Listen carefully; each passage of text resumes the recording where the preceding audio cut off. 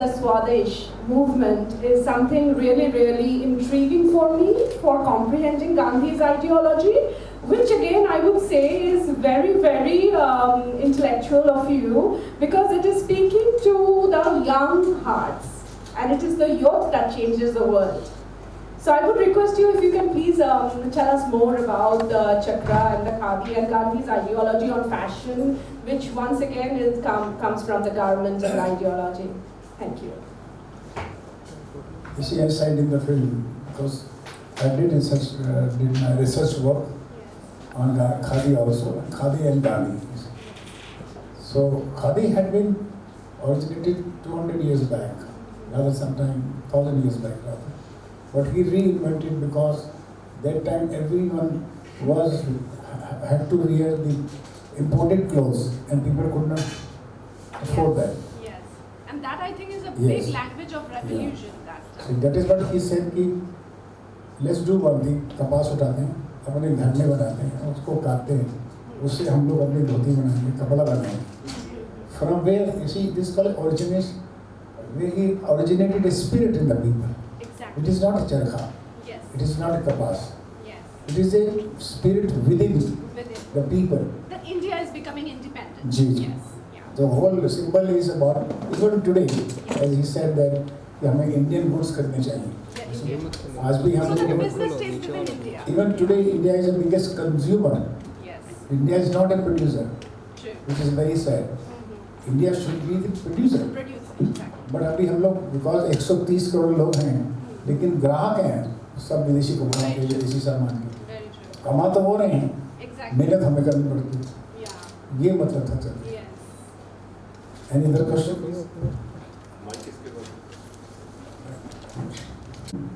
मेरा एक अपना पर्सपेक्टिव होता है. जिस वक्त कोई ड्रामाटिस्ट प्ले लिखता है वो कभी भी दृष्टिकोण नहीं रखता है, वो कैरेक्टर्स के दृष्टिकोण लेता है.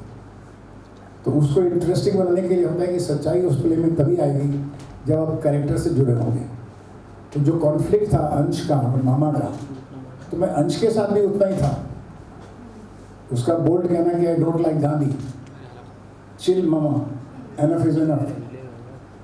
You see, it starts with a whole negative approach if you look at it. But आपके कैरेक्टर के ही दोनों हिस्से हैं क्या? आप गांधी को लाइक भी नहीं करते और करते भी हैं? नहीं, ऐसा है कि आप किसी भी पर्सनालिटी के बारे में बात कर रहे हैं, आप किसी भी महात्मा के बारे में बात करें, उसके बारे में विवाद हमेशा रहेगा. गॉड है या नहीं है, भगवान है या नहीं है, एक नास्तिक है और एक आस्तिक है, दोनों आधे बटे हुए हैं और दोनों ही ठीक है. It is question is between two rights.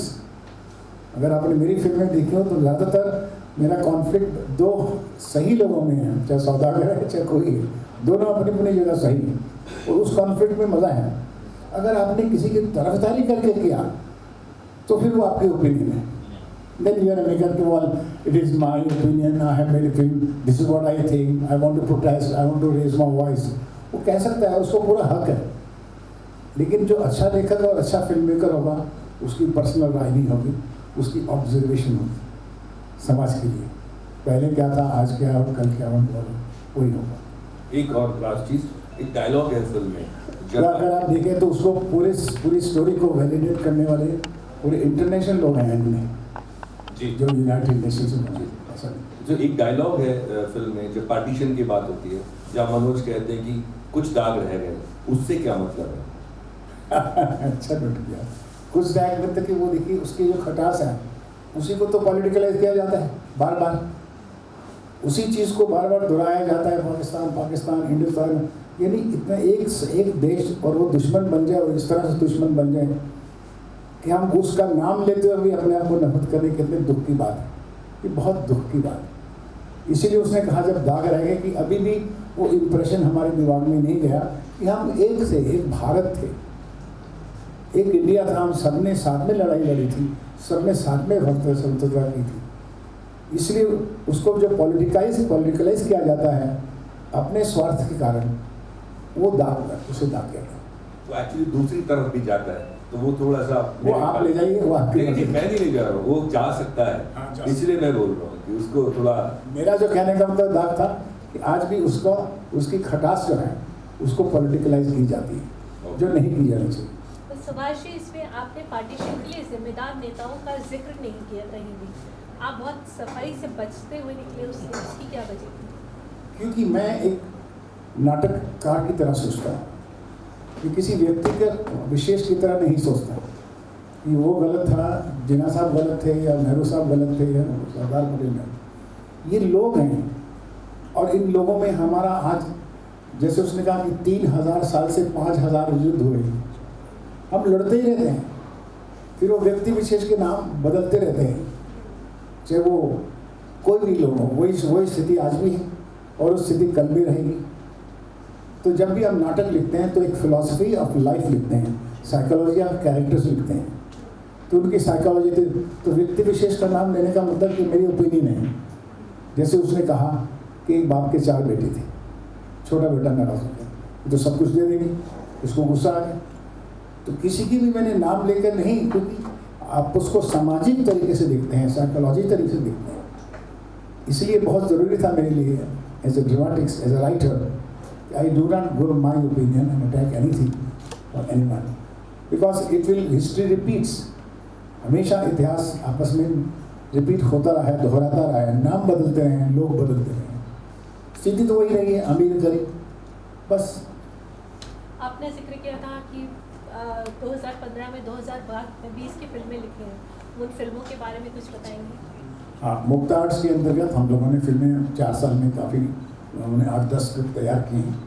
और क्योंकि हमारे लिए बहुत इम्पोर्टेंट था कि Mukta arts should give a good content. तो जब कंटेंट नहीं बोलना है, जब कंटेंट में ही हमको सब कुछ देना है, तो फिर हम स्टार्स पे क्यों काम करें, फिर हम व्यापार पे क्यों काम करें। पहले हम लोग कंटेंट बना लेते हैं, फिर वो आर्टिस्ट को भी पसंद आएगा, डिस्ट्रीब्यूटर को भी पसंद आएगा, ऑडियंस को भी पसंद आएगा, और फिर हमारी गाड़ी आस्ते आस्ते रवाना होगा। तो हो सकता है कि इस साल हम लोग 1 या 2 पिक्चरें प्रोड्यूस करेंगे पूरी स्क्रिप्ट के ऊपर, और एक आध फिल्म मैं भी शायद शुरू करूँगा। वो कैसी होगी मैं भी बता नहीं सकता, क्योंकि जब मैं पूरा डिसाइड कर लूँ आपको बता दूंगा, और आपको बुला के चाय पिला के बिस्किट खा के फिर हम डांस करेंगे।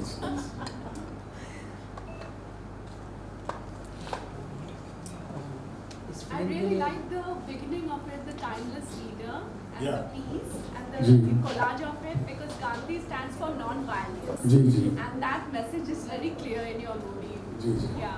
I tried my best. I hope Yes. because ये फर्स्ट टाइम मैं लग रहा हूँ आपके सामने। Yeah. This is the first screening। Yeah. कहीं किसी आप समझिए कि हमारे स्टूडियो से बाहर निकली है और आपको दिखाई, और मुझे खुशी है कि आप इसके साथ हैं। फिल्म की जो स्क्रिप्ट है उसको लिखने के लिए आपने अलग से कुछ रिसर्च किया था गांधी जी के ऊपर या? जी जी, इसके पीछे बहुत रिसर्च हुआ है। इसके पीछे जब सब्जेक्ट मैंने चुना, जब ये ड्रामा चुना कि एक ऐसा कॉन्फ्लिक्ट होना चाहिए, तो मुझे उसका मेरे साथ मेरी टीम भी जुड़ी थी। फिर उसके बाद रिसर्च किया, then we went for the stock footage. कुछ कम से कम 1 लाख फुटेज देखी होगी पूरी, उसके वहाँ से फिल्म डिवीज़न से, उधर से, गांधी स्मृति से, सब जगह से मंगा के। तो शूटिंग तो बहुत कम डेज थोड़े थी, लेकिन जो रिसर्च है उसका बहुत पीछे गया, बिफोर शूटिंग ऑल्सो और आफ्टर शूटिंग ऑल्सो। तो आई थिंक मुझको 1 महीना लगा इसको एडिट करते हुए, पूरा एक पॉइंट जो था। आज की इस मौजूदा जो हालात हैं, उनको आगे लगता है लोग आज भूल चुके हैं गांधी जी। इतिहास में भूलते हैं लोग, लेकिन जो अच्छी आत्माएं होती हैं ना, जिन्होंने अच्छा काम किया है, वो लोग नहीं भूल पाते, क्योंकि उनकी अच्छाई जो है उसी से ही बच्चा अपने आप को बड़ा करना चाहता है। हर बच्चों को कहा जाता है बी ए गुड बॉय और नॉट। तो गुड का कहाँ से लेंगे वो? किसी अपने इतिहास से लेंगे, किसी लीडर से लेंगे, किसी महात्मा से लेंगे, है ना, किसी पैगंबर से लेंगे, कहीं ना कहीं से लेंगे, चाहे वो स्पिरिचुअल सोर्सेज हों या हिस्टोरिकल सोर्सेज हों। तो गुडनेस तो आपको चाहिए, आपकी एक आत्मा है। तो इस तरह के लोग हमेशा जिंदा रहेंगे जब तक इतिहास रह सकता है।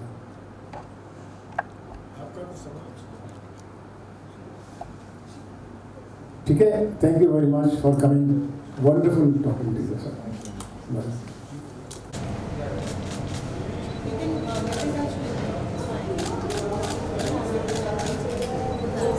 टर्न हो जाइए थोड़ा लेफ्ट में। सर यहाँ पर अभी thank you.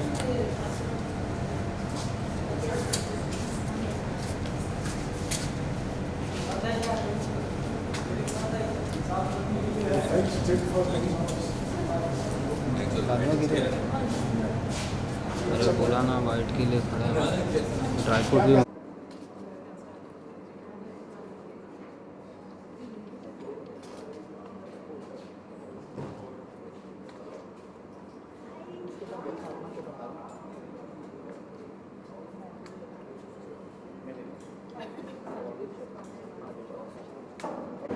Audio check check देखो audio check check please please 1 2 3 4 5 6 7 8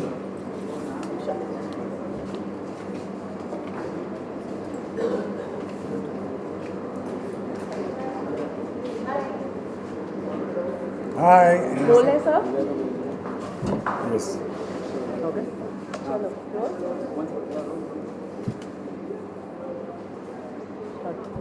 okay सुबह से सबसे पहले गांधी जी को लेके बहुत सारे सवाल थे लोगों के बीच में और आपने जो है हमने देखा कि बहुत अच्छी रिसर्च की है इसके ऊपर। थोड़ा सा उस बारे में बताइए कि क्या रिसर्च की प्रोसेस थी और जो सवाल जो है सबके दिमाग में है वो क्या इस शॉर्ट फिल्म को देखने के बाद ख़त्म हो जाएंगे या फिर इस बारे में क्या सोचते हैं आप? मुझे खुशी है कि आज मीडिया ने मेरी फिल्म पहली बार जो शॉर्ट फिल्म है जिसका नाम है गांधी एक दृष्टिकोण, गांधी ए पर्सपेक्टिव, इस फिल्म को देखा और सराहा। और इस फिल्म में गांधी जी के बारे में जितने भी यंगस्टर्स के, नौजवानों के और कुछ लोगों के सवाल हैं और जिनको शुबा है, शक है गांधी जी की सफलता पारी उनकी यात्रा में, उस सब चीज़ों के जवाब दिए गए हैं। और मैंने जब ये सब्जेक्ट चुना कि मैं एक 30-35 मिनट की एक फिल्म बनाता हूँ गांधी जी के ऊपर, तो सबसे पहले मेरा कर्तव्य था एज ए राइटर कि मैं इसको निष्पक्ष तरीके से सोच के गांधी जी की पूरा रिसर्च करके मैं बनाऊँ। तो गांधी जी के बारे में तो मैं पढ़ता रहा, जानता भी था इतने सालों से, लेकिन जब ये फिल्म बनाने का, लघु फिल्म बनाने का चांस मिला तो मुझे लगा कि मैं एक फ़ीचर फिल्म बना रहा हूँ। तो इतना रिसर्च तो हमने फ़ीचर फिल्म में नहीं किया होगा, क्योंकि इसका सच्चाई से, ट्रुथ एंड फैक्ट से बहुत ताल्लुक़ थी। तो फिर मैंने गांधी जी की जितनी भी फिल्में बनी थी, जितनी भी किताबें थी, वो पढ़ी, उनकी सारी फुटेज देखी, उनको समझने की कोशिश की। क्योंकि ये गांधी जी की फिल्म जो है 30 जनवरी कल नेशनल डी नेशनल पर दिखाई जा रही है 3 बजे और 10:30 बजे। तो मैं ज़िम्मेदार हूँ उन 65 करोड़ दर्शकों का जो डी नेशनल में इस फिल्म को देखेंगे, जहाँ मैं गांधी जी के बारे में अपने विचार व्यक्त कर रहा हूँ। तो एक जिम्मेदारी का काम था मेरा ये, और मुझे खुशी है कि मैंने जो नाटक लिखा है उस नाटक के थ्रू मैं जो कह सका गांधी जी के बारे में, या गांधी जी के बारे में जो लोग सवाल करते हैं और उन्हें नहीं जानते हैं उनका जवाब दे सकूं, ये प्रयत्न मैंने किया है, ये मैंने कोशिश की है। ये मेरी कोई अथॉरिटी नहीं है या ओपिनियन नहीं है, मेरा एक नाटक है, एक प्रयास है, जिसमें मैं ये कहना चाहता हूँ कि गांधी जी के साथ ऐसा क्यों हुआ, या इस तरह की घटनाएं क्यों घटी। और मुझे अच्छा है लगा कि आज सभी यंगस्टर को हमारी फिल्म गांधी पर्सपेक्टिव, गांधी एक दृष्टिकोण बहुत पसंद आ रही है। सर जैसे कि आपने कहा फिल्म बनाना तो एक टास्क था ही, लेकिन जैसे कि आपने कहा कि फिल्म को फ्री में बनाना था, जैसे एक एक्टर जो इसमें फ्री में काम कर सके, क्या वो भी एक टास्क रहा आपके लिए? और मनोज बाजपेयी जी जो थे वो आपके लिए फर्स्ट प्रेफरेंस और फर्स्ट चॉइस रहे, क्योंकि इससे पहले आपने उनके साथ में काम नहीं किया है, तो क्यों उनका जहन आपके दिमाग में आया और फर्स्ट चॉइस क्यों रहे? सबसे पहले जब आप किसी भी ऐसे व्यक्तित्व, गांधी जैसी पर्सनैलिटी के ऊपर फिल्म बनाते हैं, उसमें आपकी निस्वार्थ भावना होना बहुत ज़रूरी होता है, निष्पक्ष और निस्वार्थ। और जब आप निस्वार्थ भावना से लिखते हैं, सोचते हैं, तो उस तरह का एक स्क्रिप्ट बनता है, क्योंकि इसको कमर्शियल तरीके से नहीं सोचा गया ये फिल्म ऑडियंस को पसंद आएगी या नहीं आएगी, या मसाला रखा जाए या नहीं रखा जाए। ये पूरी फिल्म रिसर्च के ऊपर आधारित और मैं उसको कैसे देखता हूँ as a writer, as a director, कैसे मैं पेश करता हूँ, वो सुभाष घई का नज़रिया भी है इस फिल्म को पेश करने का। बाकी रही इस फिल्म के ऊपर, क्योंकि कमर्शियल फिल्म नहीं है, तो इस फिल्म में जो आप मुफ्त की बात कर रहे हैं या एक सब हमारे विस्ली वुड्स के बच्चों ने काम किया है। हमारा म्यूज़िक स्कूल है जो विस्ली वुड्स का, उन्होंने सारा म्यूज़िक रिकॉर्ड किया, बैकग्राउंड म्यूज़िक रिकॉर्ड किया, गाने रिकॉर्ड किए। तो आप सोचिए कि वो अच्छी भावना से ही किया। सिनेमाटोग्राफर भी हमारे विस्ली वुड्स का है, इसके अंदर आर्ट डायरेक्टर भी, प्रोड्यूसर भी, पूरी टीम जो थी हमारे बच्चों के साथ थी। और सिर्फ मैं इसका राइटर डायरेक्टर था और पूरी फिल्म को बनाया मैंने, एडिटर। तो मनोज जी को जब पता लगा, जब मैंने कहा कि देखिए ये फिल्म जो है ये मैं एक नेशनल कॉज के लिए बना रहा हूँ, ये इस तरह से इसके लिए बना रहा हूँ जिसमें कि हम अपने भारत के बच्चों को कुछ कहना चाहते हैं। तो मैं भी इसमें कोई पैसा नहीं ले रहा हूँ, ना मैं पैसा इसमें कमा रहा हूँ, ना कोई नहीं कमाएगा, तो पैसे का सवाल इसमें आता ही नहीं। तो जब उन्होंने सुना तो बड़े खुश हुए, बोले सुभाष जी आप फिक्र मत कीजिए, मैं आपके साथ काम करना चाहता हूँ, इतने सालों से हमने काम नहीं किया है। और मैं काम करने के बाद इतना कह सकता हूँ कि उन्होंने इतना अच्छा काम किया, आपने देखा है कि वही इसी रोल के लिए शूट करते थे। कि उसी स्तर का एक एक्टर चाहिए जो कि बात में आपको समझाए कि क्या उसमें सत्यता क्या है। And he has proved himself as a great actor once again. DD National पर ये फिल्म दिखाई जाएगी जी, कल ये डीडी नेशनल पर 30 जनवरी को 3 बजे और शाम को 10:30 बजे दिखाई जाएगी। कितना मुश्किल रहा आपके लिए इस फिल्म को, या कितना आसान रहा आपके लिए इस फिल्म को इतना बड़ा प्लेटफॉर्म देना? क्योंकि मेरे को इंस्पिरेशन तो INB मिनिस्ट्री ने ही दी थी। फिर उसके बाद मैंने सोचा कि वो स्वीकार करें या ना करें, मैं अपने तरीके से फिल्म बनाऊंगा। मैंने किसी की डायरेक्शन या मिनिस्ट्री की डायरेक्शन नहीं ली, इसीलिए ये SG फाउंडेशन के अंदर फिल्म बनी है। सुभाष घई फाउंडेशन के अंदर जो भी है वो हमने ही बनाई है। अब ये फिल्म हम उनको दे रहे हैं दिखाने के लिए, प्रो बोनो बेसिस पे। तो हमने कोई उनके साथ कमर्शियल डील नहीं किया है। ये सब ये है कि देशवासियों को दिखाया जाए, और मिनिस्ट्रीज अब देखने के बाद वो तय कर रही हैं इसको वेरियस स्कूल्स और लाइब्रेरीज एंड कॉलेजेस में भी दिखाया जाए। तो एक खुशी की बात है। सुबह सर, इसके अलावा कांची के बाद आपने थोड़ा सा लंबा ब्रेक ले लिया है, 4 साल हो गए आगे, 4 से 5 साल। जी हाँ, 2015 के बाद मैंने फिल्म नहीं बनाई। उसकी वजह ये भी थी क्योंकि मुझे विस्ली वुड्स की एक बहुत सी समस्या थी जो मुझे सॉल्व करनी थी।